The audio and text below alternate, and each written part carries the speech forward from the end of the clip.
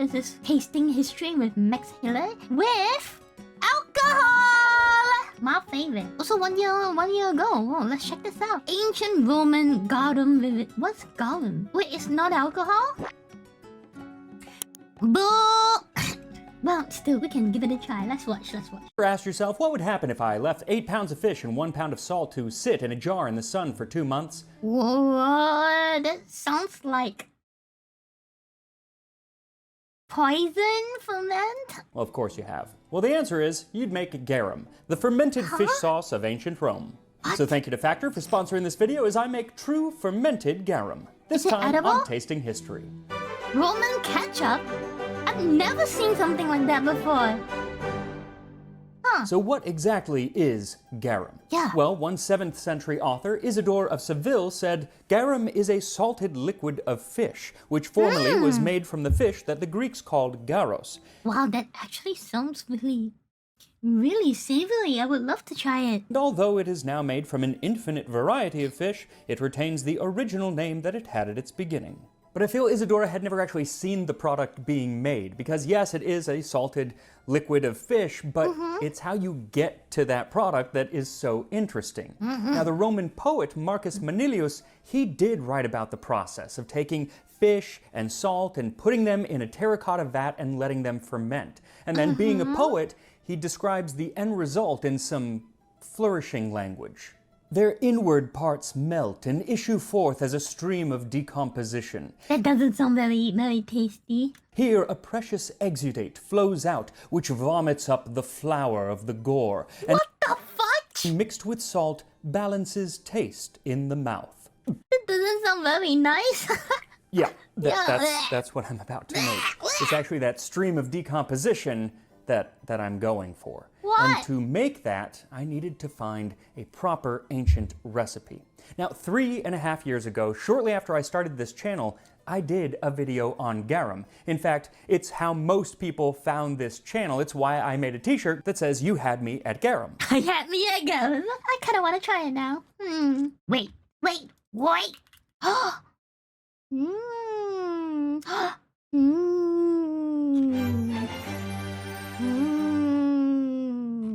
Might get it. But it was the beginning of the pandemic and I was living in a tiny little condo, so I wasn't about to ferment a bunch of fish in my condo because I'm not that crazy. So instead, I followed a recipe for quick garum, which did come from an ancient document called Geoponica, which is a treatise on farming. Now, speaking of fermented fish, do you know in Japan, every prefecture and every city-state of Japan has a specialty. And apparently in Kyoto, Lake Biwa, which is a popular spot for onsen, activities, and getaways, Lake Biwa specializes in fermented fish caught from the lake. And it is mostly added to all of their onsens in the vicinity as their local cuisine specialty. And I can tell you, it is very unique tasting. As with all fermented things, it is acquired taste, but I love it. It is nice. And the Geoponica also They mostly ferment it with salt, which I can show you all in a video soon. There's only one place in Japan that actually does this kind of style of fermented fishes. It's pretty nice. More traditional ways of making garum. The Bithynians make it thus. Take preferably small or large mendole, or if none, anchovy or scad or mackerel, and put them into a baker's bowl of the kind in which dough is needed. To 1 modius of fish, knead in 6 Italian pints of salt so that it is well mixed with the fish. Put it in an earthenware vessel and leave it uncovered in the sun for 2 or 3 months, occasionally stirring with a stick, then take the fluid, cover, and store. And that is what I am doing. Also, I really have to thank culinary historian Sally Granger for helping me through the process and ensuring that I don't poison myself at the end of this episode. Yeah, so that's for what this I was recipe, all you thinking need too. Aren't you is gonna like fish poison and yourself salt. if you fuck it up? Because this kind of things are, I mean, alcohol is definitely poison, right? So it's something you gotta be careful about, you know? It's the ratio that is so important. 1 modius of fish to 6 Italian pints of salt. Unfortunately, it's hard to buy fish by the modius these days, but it comes out to be an 8-to-1 ratio, or 12.5% salinity at the end of the process. And it's important to hit that because that's going to kill pretty much all of the bad bacteria. Oh, so that's what happens. god. Alcohol kills the bad bacteria, so you should drink more. I see. That you don't want in this condiment. Now, most modern fish sauces have even a higher salinity, 25 to 35% in some cases. But I'm going to go with the ancient Roman percentages. Do not make this. What? Leave this to me. Watch and be satisfied with this. Do not make it. But if you do want to try garum, I will put links to where you can get certain modern versions of garum that are made. That definitely not poisonous. No, wait. Is this the one? Oh boy. That's not garum. It's just a bottle. You lied. Try garum here. Oh, it's here. Okay. I found it. Gonna get me some garum. This item cannot be shipped to your location. Motherfucker! This item cannot be shipped. This item can... What I use here on the channel very often. So I'll put links to that down there. But this version, leave it to me. So first, I went to my local fish market to buy the freshest fish that I could find. They didn't have the suggested mendole or scad or anchovy, but they did have mackerel, so that's what I ended up getting, 8 pounds of it, and then 1 pound of the finest Italian sea salt that I could find. Then I chopped up the fish into large pieces. What I did not do is clean the fish, gut the fish, because you want the enzymes that are in the digestive tract of the fish to be in the jar, because that's actually what's going to do a lot of the breaking down for you. So I chopped up the fish and started to add them to the jar along with the salt. And I wanted to make sure that the salt was rubbed into each piece of fish before dropping it in. Now I'm using a glass jar because I want to see the process as it goes, but more historical would be a terracotta jar of some sort. Once the fish and salt were added, I gave it a good plunging or two to make sure that everything was mixed together. What I did not add was any kind of liquid, so it's actually kind of hard to get it mixed together without liquid.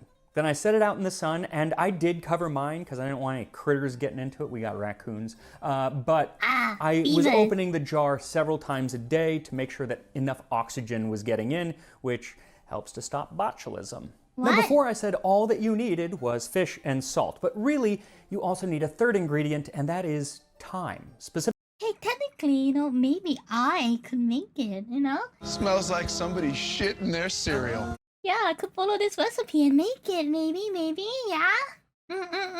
Yeah. Typically thyme out in the sun, at least 2 months out in the sun. What the so hell? if you're looking for something that's not going to take 2 months, might I suggest a meal from today's sponsor, Factor. Factor delivers fresh... I would love Factor, but I can't have Factor because you don't have this service where I am! Never frozen, they meat at all. So to give Factor a try, go to factor75.com or click the link in the description. Your neighbors would kill you if you did that. They probably would, yeah. 50 to get 50% off of your first Factor box. That's 50% using Tasting History 50 the day after 2 months. The day after I set the jar out, I got to mixing. And the first thing that I noticed was it was a lot more liquid. And it turns out that the salt that is added by osmosis draws the liquid out of the fish's flesh, and so it became a lot easier to stir even by day 2.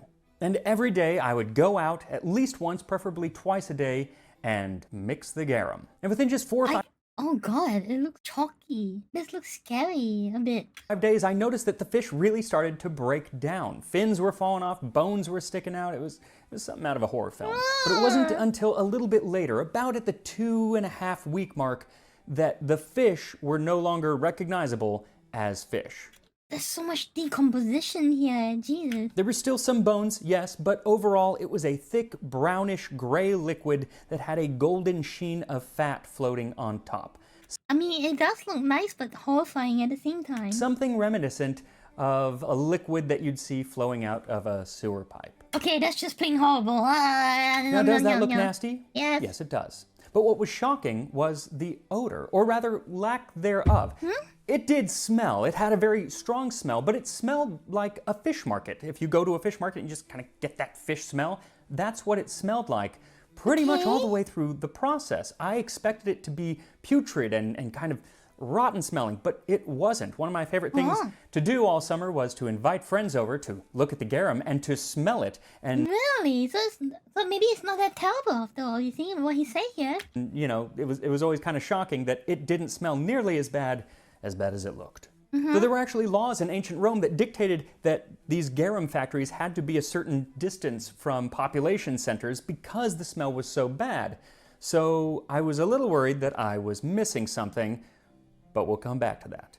So my summer was spent mixing garum every morning and every afternoon. I felt like the Dunkin' Donuts guy. Time to mix the garum. And every day it got a little more liquidy and a little less fish sludgy. Oh my god, the flesh is all gone. Every day I expected the stench to hit, but it didn't until it came time to strain it. After a little over 2 months, I dipped a ladle in to pull out the brown sludge, and the moment that it came above the jar, tears welled up in my eyes. Excuse me? Flames on the side of my face. And I knew right away why there were laws about this being made away from town. He only said that once he scooped the thing out of the jar, that means it's the contact. Like what Unity mentioned, the contact with fresh air. Because the smell was so strong and dense that it actually rests within the jar and did not come out. So the smell was dense. The pungent smell, the fumes was dense enough to actually remain in the jar instead of sipping out of it. Oh my god, that is beyond me. Because it was potent. Now, it didn't smell like rotten fish. It was like stinging, like that stinging burn in the nostrils when you smell something fermented. So I think that I knew that I had done something right. So I soldiered on. I had put in 2 months of work and I wasn't about to give up, so I kept going. What I didn't understand was how possibly that brown-gray sludge was going to turn into the beautiful, clear, amber-colored liquid that liquamen, which is the end product that we're making, is supposed to be like. Now, for the straining, the Geoponica says, a deep, close-woven basket is inserted into the center of the jar containing these fish, and the liquid flows into the basket, and so liquamen is obtained, filtered through the basket. And I suppose if you have a really close-woven basket, you could do it in one step. I'm not exactly sure how, with all the sludge and everything, but maybe, but I ended up having to do it a few times, and I tried a few different mediums. Can you imagine, like, how do people even discover this recipe in the first place? Like in ancient Rome, they had to fuck around to find out so much. My gosh. I started with just a regular mesh strainer and then graduated to several layers of cheesecloth, and it strained out most of the big pieces, and it became kind of this fish paste, which is known as alec, which they actually used culinarily as well. But the liquid that was left behind was still really cloudy, and it just didn't look like something I wanted to put in my body. So I graduated to a coffee filter, and then finally, and probably most useful, finely woven muslin. And I passed it through that a few times, and it came through painfully slow, just drops. But what came out was indeed the clear amber-colored liquid that I was hoping to get. And while I strain enough to actually get a taste, let me tell you a little bit more about the history of garum. Time for history! So as I mentioned, I have already done a video talking about the history of garum way back when I started the channel before I had a beard. Truly, Tasting History is the house that Garum built. But since then, I have found so much more new information. So while some of this may overlap with that original video, most everything is actually new information. So why garum? Why were the ancient Romans and the ancient Greeks just obsessed with this fish sauce? If this is anything like the fish sauces I know, fish sauces are really amazing. It's like the oyster sauce and even squid sauce. And my latest obsession is sea urchin sauce, which is, ooh, that just elevates any kind of soup dishes that you are potentially making, including cup noodles. It just brings it to a whole new level. The issue is how strong they can be. The answer is salt. Salt was used very often as a preservative, but very rarely was it mentioned as an ingredient in food. But being human, they still loved that salty taste. As Pliny the Elder says, in innumerable seasonings it is the taste of salt that predominates, and it is looked for when we eat garum. So it was just a different, more complex way of salting your food. Even today, But why didn't they not use salt back then to salt the food? Instead, use salt to preserve the food. That's confusing. many Asian countries still produce fish sauce for there just we that go. reason. And not only fish, but also soy sauce. It's Soy sauce, Korea. the same idea, a way to add Salt was extremely pricey in the era. Also, they can reuse the salt after fermenting the dishes? Is that it? umami-ish, is that a word? Umami-ish flavor to your food. It's just so much more complex than just adding salt. In fact, when it comes to soy sauce, it's likely that it was used as a vegetarian alternative to a Wait, it was a lifeline for survival, really? Salt was that valuable back then? Now we can get like a jar of sea salt for like $4. Oh my goodness. Japanese fish sauce called gyosho. It could be made with all sorts of fish, but the most prized versions were actually made from squid. There and you it go! turns out The that squid sauce! Woo! Oh man, that shit is the bomb, I'm telling you. Wait, salt was worth more than gold at one point. Are you serious? Oh my goodness. Is it because they didn't know how to make salt? Like now, there's plenty of salt that can be made from the sea, aka the sea salt. But, yeah. Oof. Garum too could be made with seafood other than fish. Garum could also be flavored with different herbs like oregano. There's actually a recipe attributed to Gargilius Martialis which calls for layers of salt and fish and herbs, though he lived in the 3rd century, but it's likely that the recipe was altered much, much later because it mentions spices as well, like cinnamon and clove. And that Ah, pasta. The different kind. This looks like the pasta, bikini? Yeah. See, much further you were from the sea, so mine's were more valuable it was. Salt is basically a rock up there. But right now, salt is like so common, isn't it? Because they're making it from all sorts of places. Yes? That Oh, that's recipe cinnamon? I thought it was penne. Oops. also says to let it rest for 7 days in the sun, then mix the sauce daily for 20 days. After that time, it becomes a liquid. And I gotta say, I don't really think that's long enough, but who knows? I haven't tried it. Now, what I am trying today is a homemade garum, which is good, but it's not the best. The ancients you write mean? about what is the best garum, and it was called garum sociorum, or garum of allies, garum of friends. You mean there's different kind of garum? Huh. Hey, I think we underestimate the wealth of the modern world. Yes, we definitely do. We make insane progress in the last, 100 years? Right? Yeah, way too insane. Or the last 300, 500 years, insane progress. For millennia, I guess we did pretty good. And it was made from all mackerel that came from southern Spain and northern Africa. Nowadays, the most prized garum is made from mackerel in the fisheries of Carthage. It is called sociorum. 1,000 sesterces are paid for 2 congi of this exquisite liquor. Oh my goodness, that sounds really expensive. Hardly any other liquid other than perfumes command such a price. Marcus Apicius thought it especially desirable for mullets to be drowned in a bath of garum sociorum. What the heck is that kind of flexing? Jesus. It was this garum sociorum that the poet Martial suggested as a wonderful gift to be given during the mid-December festival of Saturnalia, which celebrated the agricultural god Saturn and included gift-giving. And he says that when you send this gift, you should include an epigram. Accept this exquisite garum made from the first blood spilt of mackerel still breathing its last. An expensive gift. Though I don't think it's very classy to tell people that it's an expensive gift when you give it. Yeah. But it was an expensive gift because Pliny said that it was 1,000 sesterces for 2 congi. That's about 1 year's pay for the average Roman legionary at the time. Jesus. 1 year pay worth a legionary. So if you take into account what I do know of how much soldiers are getting paid for a year, and the average soldier, I guess, is getting paid 2,005 USD. Infantryman getting 2,005 USD a month to 3K, maybe? So you convert that times 12, that's like, oh my god. 1 bottle is like almost $30,000. Jesus Christ. Wow. 1 bottle is 30,000. Ooh, oh my god. That's a lot of money, and not everyone could afford that. Yeah. Luckily, Martial has an epigram to be sent if you're sending less quality garum. Inferior garum. I confess it, the offspring of the tunny fish. Wait, bro, you don't get paid shit in the military unless you're an officer of which E6 server. So like, 2,500 USD a month is not an infantry pay? You're telling me the infantry or the main frontline people get paid lesser?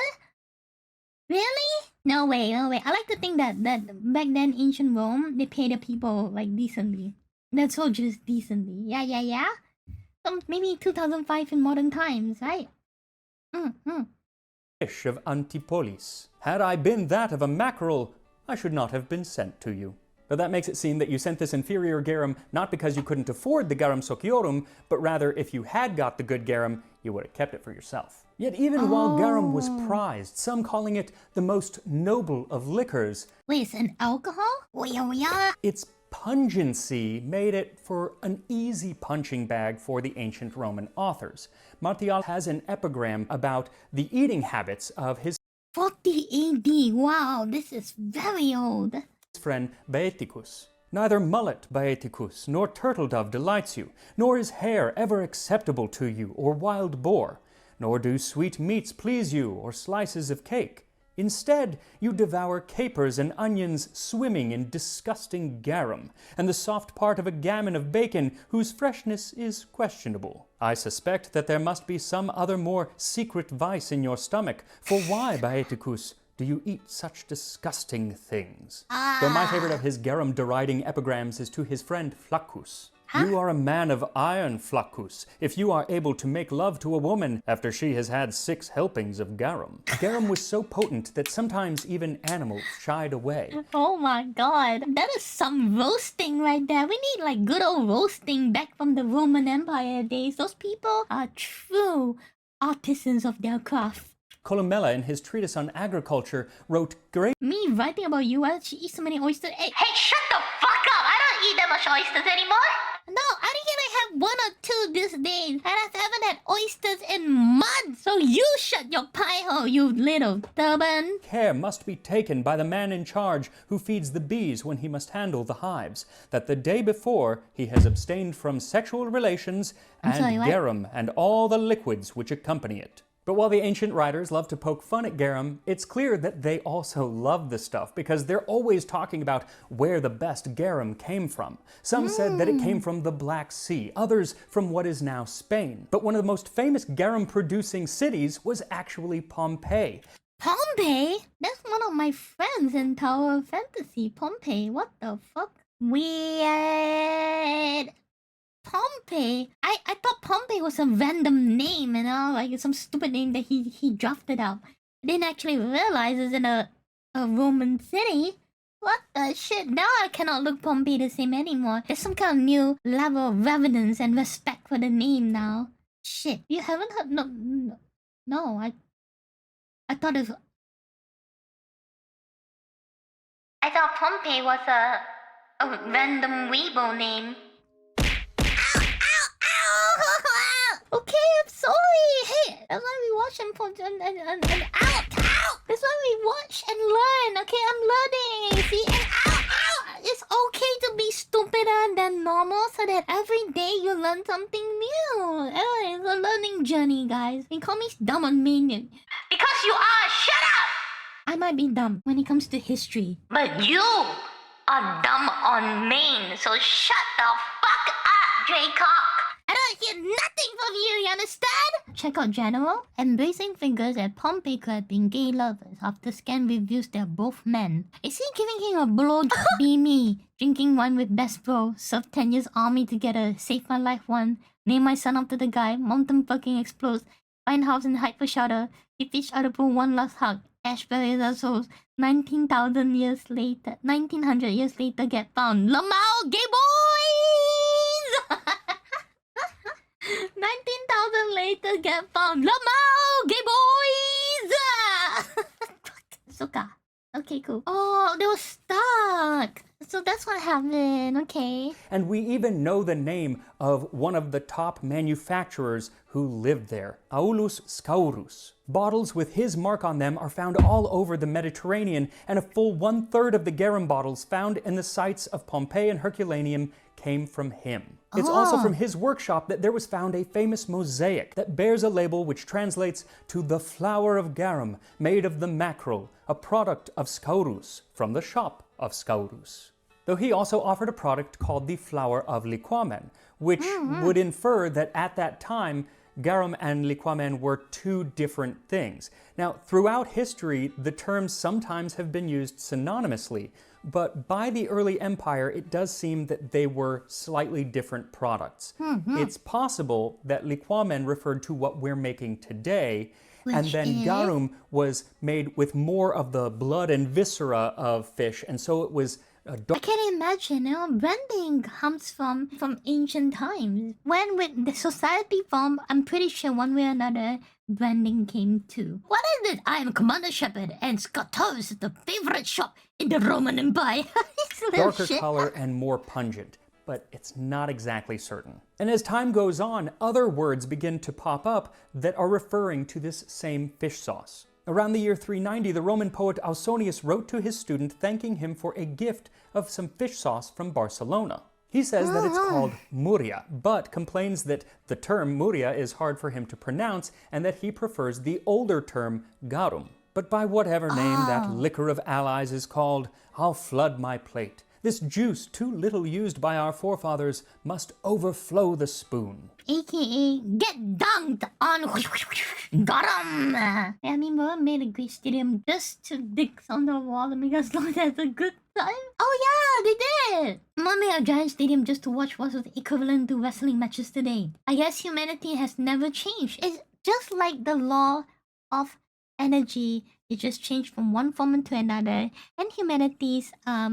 need of entertainment divide from one form to another. It's still the same thing, just a little bit different. Yeah. And when he says too little used by our forefathers, he surely isn't meaning those people who lived during the Roman Republic and early empire, because garum was everywhere. But by the end of the 2nd century, garum factories had begun to dwindle in the Roman Empire. People probably began having to make it at home or not use it at all as an ingredient. But by the end of the Roman Empire, we see it mostly being used as a medicine. I'm sorry, what?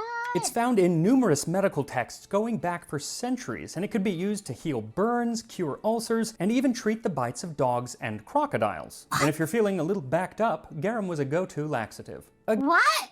Again, the bowels are moved by leavened bread, fat small birds, snails, garum, pickled fish, and about 50 other things.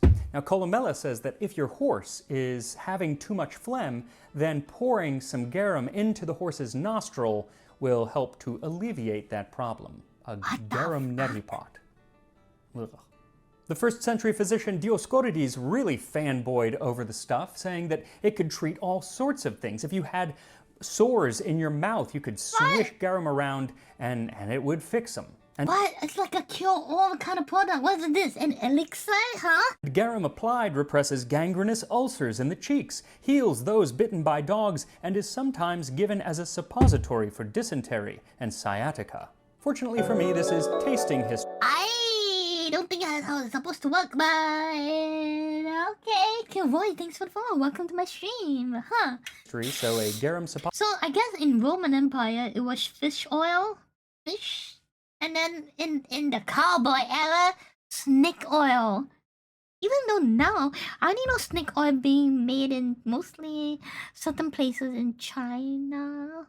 More Asian things, snake oil. I've not seen snake wine, not oil, but I've not really seen it myself. Suppository is not in my future, but I will be tasting the stuff. So after many hours, all weekend actually, I had finally strained enough liquid to fill a full bottle of liquamen, or garum. the fish sauce of ancient Rome. It took so now, long. I'm going to taste this garum just plain, but that's not how it would have been eaten. It's meant to be an ingredient. Sometimes it would be made into different sauces. It would be mixed with vinegar to make oxygarum or oinigarum, which was mixing it with wine. That was a very common way of having it, or else just mixed into like a marinade or something else. But I'm just having it plain. Man, what a cheddar name this guy is. He's wrist maxing his taste buds. So it smells fishy yet sweet and briny. Interesting. Let's give it a try. Just us. 07s in the chat for this guy first. Yep, you see, Abysmal Shock already started. 07s for this guy. 07s for him. Alright, let's see how he fucked up and finds out. Now he'll win? I don't think so, bro. Spoonful of garum makes the breakfast come up. Hopefully not on camera. Good luck, buddy. Luck.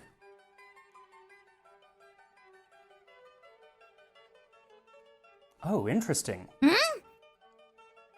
Oh, that's very, very different than the other garum. So, I've had this before. You wouldn't want to kiss me after that. That is potent. He's okay? But it's almost got some spice to it, like a little burn in a good way. And it's not fishy. It's meaty. Meaty? And it's kind of it feels not acidic. What? It's pungent. It's just like truffle! Umami truffle? and it kind of draws all of the liquid out of your mouth, kind of mouth drying. There's a word for that. I can't remember what it is. But that's what it's doing. Now, what's really interesting is it is not nearly as salty as the other types of garum that I've had, or any East Asian fish sauce or soy sauce, which are really, really salty. This has a mild saltiness, so you're actually getting more flavor than the saltiness, which is interesting. Now, had this garum gone off, I'm not exactly sure how you know if it's gone off, but Apicius says that if your garum has gone off, he has a recipe to fix it, to make it good garum again. To Make garum good again slogan. correct garum. If the garum develops a bad odor, invert an empty container, smoke it with burning bay and cypress wood, then pour in it the garum that has previously been exposed to the air. If it is too salty, add a sextarius of honey and stir, and it will be adjusted. But fresh must also provides the same result. Now, What if do you you are cooking mean? from Apicius, who was the major ancient Roman cooking author that we still have works from, you need garum or liquamen because it's in almost every single recipe that he has. It's in all of the sauces that he mentions, and when people talk about garum being the ketchup of ancient Rome, it's actually those sauces that they're referring to. People weren't usually just eating the garum, but it's also in savory dishes and sweet dishes. There's even a dessert, patina of pears, that's a sweet dish that uses fish sauce. And I included it in my cookbook, so I'll probably need to do an episode where I actually make it on the show. So thank you again for watching, and make sure to like and subscribe. It really does help out the channel, and I will see you next time on Tasting History. Yeah, I support by liking the channel. Yay! Thank you for ancient history of garum. It's so weird. Oh my god, how did he do this? Oh man, that was like the corner of ancient Rome, but it's so hard to make. Like, it's just mind-blowing on how difficult it is to make something like that. Oh man.